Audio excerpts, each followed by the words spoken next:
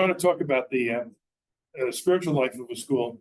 I just want to make a couple of introductory remarks and give it over to everybody else. Number one, it is inconceivable to me that a kid can go to a Catholic school and not go to Mass on Sunday. Absolutely inconceivable and intolerable, right? And when I was a high school administrator, 4 missed Sunday Masses in a semester, kid was expelled. No discussion. Now, a second grader can't drive herself to church. It becomes a little more problematic in grammar school, okay? However, when I have little kids, and you know this yourselves from hearing confessions, what's one of the saddest confessions to hear? A second or third grader saying, I don't go to Mass on Sunday because my mommy won't take me, all right? Right? And so I'll say to a little kid like that, well, if you wanted to go to the mall and your mother said no, what would you do? I'd ask her again. And if she still said no, well, I'd ask her again. And if she still said no, you would stomp your feet and scream until she finally said, okay, let's go. I said, okay, so here's your penance. Starting at 4 o'clock on Saturday until 8 o'clock on Sunday night, you keep screaming and stomping your feet until your mother says, get in the truck, let's go. And she asks you why you're behaving that way. You tell her that the priest in confession said, it's not my sin, it's yours. But that has to be addressed, all right? At the high school level, there's no excuse. There's absolutely no excuse. And now you're going to ask, how did we enforce this, okay? At the high school level, it was done in two ways. One, the kids had to bring into a religion class on Monday a bulletin signed by the priest where they went to Mass. Now, I'm not stupid. My mother didn't raise a dumb son. Anybody can get a bulletin signed by anybody. So the second phase, the second shoe to drop was in religion class. The kid had to write an essay on the homily he heard. All right? 1 paragraph, just 2 paragraphs. What did the priest say? Paragraph 2, what did you think of it? All right. Now, we had excellent compliance. I never had a parent complain about it. Well, what are they going to say? We don't believe in going to Mass on Sunday. But I did get 2 kinds of parents that remarked about it. One, thank you, thank you, thank you. 1 less fight in the house. All right. The kid now knows we all go, end of story. The second thank you was from parents who said, you know, we weren't missing Mass because we didn't like it. I just kind of got out of the habit, and thanks for getting us back into it. That's all. And I think most of the missed Sunday Mass situation, I forget about the COVID nonsense, and this long predates COVID, all right, was just falling into a bad habit of missing. And once you miss, it's difficult to get back into the groove. Where did I get the pushback? Priests. Okay? Priests. Right? In any other organization, I'd get a gold watch, right? Because all the priests admitted that their Sunday Mass attendance of teenagers was exponentially through the roof. Now, one said, you're giving religion a bad taste in the kids' mouths. Really? Yeah, you can't force them to do that. I said, well, listen, the head of our English department requires every kid to go once a year to a live Shakespeare play in Manhattan, right? And at the time, I think a ticket probably cost about $75. And kids in New York don't drive until they're 18. So, blah, blah, blah, blah. So we're talking about a $200 event, right? All the parents said, we think it's wonderful that she does that because it's giving the kids a taste for culture, and we hope they're going to carry that for the rest of their lives. I said, and in this instance, I said, not only are we giving them a taste for it, but we're keeping them from committing a mortal sin. And he said, you really believe that garbage? Right? So we've met the enemy, and it's us. Right? But the priests, or the one priest said, oh, you know, I'm so exhausted. I have to sign these bulletins. I said, Father, I know. I stand on Calvary every Sunday myself, and it's I'm so exhausted. I have to take a 3-day rest afterwards. He said, you're being sarcastic. I said, well, you're being a jerk. Right? I mean, absolutely absurd. But so the Sunday Mass. Secondly, there is more to Catholic spirituality than Mass, right?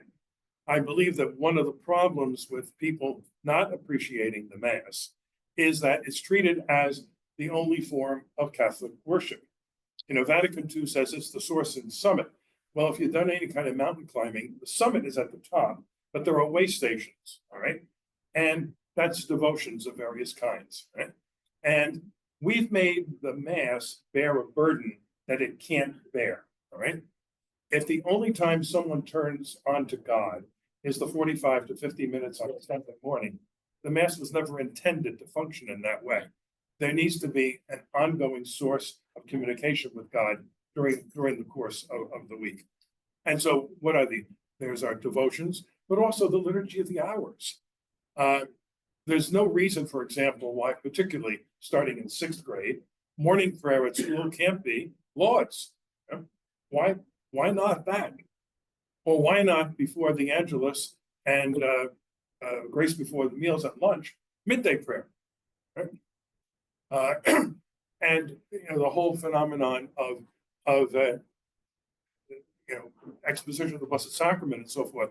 In one school I inherited, I discovered that in the 14 years of the life of the school, 7 before Vatican II, 7 after, they had never had a retreat in the school, ever, or a day of recollection. And so I decided, well, the freshmen don't know any better, so we'll start with an afternoon and evening of recollection with the freshmen. And we ended the evening with exposition of the Blessed Sacrament and Compline and benediction. And the 2 boys who were serving, while we were there, I kind of heard sniffles, and I thought, what's going on? And I realized that they were kind of holding back tears. And so we got back in the sacristy, and I said, oh, it was a great day, Father. Yeah. And I said, we're kind of getting a little emotional. Oh, no, big jocks in the freshman year, you know, I don't know. And I said, no, that's okay. Why? And he said, I never felt so close to Jesus in my life. And I realized they had never experienced exposition of the Blessed Sacrament, right? And see, again, what's that doing? You know, the Mass it's a communal thing, but something like exposition, that's very much a one-on-one type of experience of Christ. And so the liturgy of the hours, devotions, and please, please expose our kids to good liturgical music, all right? You know, we're celebrating the 500th anniversary of Palestrina this year, okay? And that's, you know, not Haagen-Dazs music, okay? If kids emerge from our schools not familiar with Gregorian chant and polyphony and traditional hymnody, we're doing them a tremendous, tremendous disservice, right? Talk about culture, right? The Catholic culture. And admittedly, this is a neuralgic issue for me, but when I was a freshman in high school, was the beginning of the liturgical changes, which happened every 2 weeks. And so the first set of changes was the first Sunday of Advent of my freshman year. And the high school I went to, we had Mass on the first Friday of every month. And the Thursday before, we had confessions and practice of the music for the Mass for the next day. Okay. So it meant that the first school Mass we would have after the beginning of the changes would have been the first Friday of January.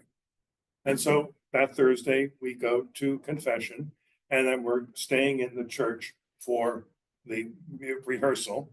And Sister Anne Marie, still in the beautiful traditional Dominican habit, she comes with a guitar slung on her shoulder, carrying a bar stool, okay?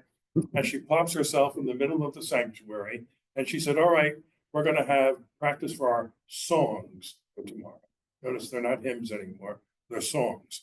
And this is no joke, she starts, Kumbaya, my Lord, Kumbaya, right? And she goes through it, and she said, okay, now everybody join in. And nobody did. And so she said, well, let's try it again. Big smile, nothing. She said, what's the problem here? What's the problem? We're doing this for you. Well, none of us asked for it. Right? and so I raised my hand, and I think she figured I was always known as the priest of the class, and she probably figured she's going to get validation here. And I said, Sister, what does kumbaya mean? And she said, well, everybody knows what kumbaya means. which meant, of course, she didn't. And she said, well, I said, well, sister, we know what Kyrie eleison means. We know Glorious Justice Dei, Sanctus, Agnus Dei. What does Kumbaya mean? She put on this steely look and she said, Mr. Stravinskas, go to the principal's office. You're being either obnoxious or obtuse. And so anytime I hear a guitar string strum, right, the only time I ever went to the principal in 13 years was for damn Kumbaya. So please, please make sure that they are introduced to good, solid stuff, all right? Because all that junk that was out there and is still out there, all right, doesn't stand the test of time. It may be cutesy for third and fourth graders, or even some, poor freshmen in high school, but it's not something they'll carry with them for the rest of their lives. And then what do? Some Newman chaplains tell me, who are young guys doing a real good job, that they're getting kids coming who are practicing Catholics, and these Newman chaplains are introducing them to good liturgical music, and they say, well, Father, we just like some good traditional hymns like, one bread, one body, or who am I, Lord, whatever. I don't even know this crazy. Here I am, Lord, here I'm blind, I can't see, or whatever, but the kids have identified this stuff as traditional because that's what they've gotten in their goofy parishes, all right? But so please, make sure you do